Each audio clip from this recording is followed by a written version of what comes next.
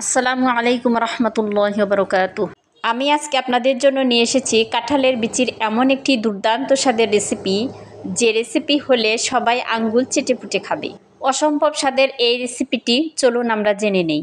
এই রেসিপিটির জন্য আমি পরিমাণ মতো কাঁঠালের বিচির খোসা ছাড়িয়ে নিয়েছি এবং হাত দিয়ে পাটার উপর ঘষে ঘষে লালচে আবরণটা উঠিয়ে ফেলছি। দেখতেই পাচ্ছেন কতটা ইজিভাবে লালচে আবরণটা উঠিয়ে ফেলছি। কাঁঠালের বিচি লালচে আবরণ উঠিয়ে ফেলেছি। এখন 3 বার ধুয়ে নিচ্ছি। 3 বার ধোয়া সুন্নাত, তাই আমি 3 বার ধুয়ে নিই যে কোনো তরকারি। এবার আপনাদেরকে আমি দেখাচ্ছি কিভাবে চা চামচে দিয়ে আমি অতি সহজে মাছের আইশ পরিষ্কার করি।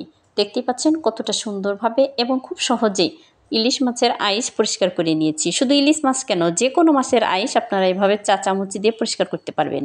এবার আপনারা দেখে নিন আমি কত ইজিভাবে ইলিশ মাছ কেটে নিচ্ছি। একটি কথা না বললেই নয়, আমার ভিডিওটি ভালো লাগলে অবশ্যই একটি লাইক দিবেন, কমেন্ট করে পাশে থাকবেন। ইউটিউব থেকে দেখলে সাবস্ক্রাইব করবেন, আর ফেসবুক থেকে দেখলে ফলো করতে কিন্তু ভুলবেন না। নিশ্চয়ই লক্ষ্য করেছেন ভিউয়ার্স, আমি কত ইজিভাবে সুন্দর করে ইলিশ মাছটা কেটে নিয়েছি। এরপর মাছের পিসগুলো খুব সুন্দর করে ধুয়ে নিব। এদিকে চুলায় আমি একটি প্যান বসিয়ে দিয়েছি এবং দিয়ে দিচ্ছি পরিমাণ মতো অর্গানিক সরিষার তেল।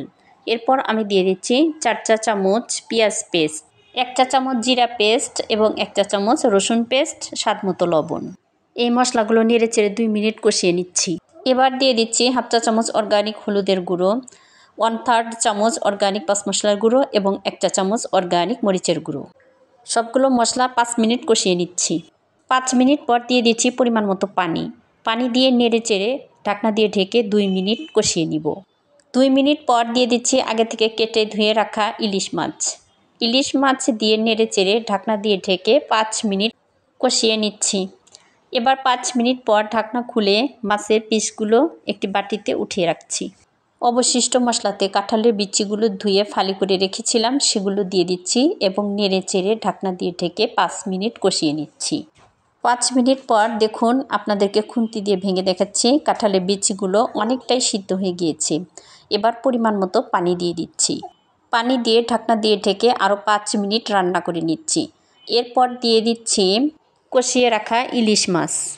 ইলিশ মাছ দিয়ে নেড়েচেড়ে 2 মিনিট রান্না করে নিচ্ছি। এরপর আমি চুলাটা অফ করে দিচ্ছি।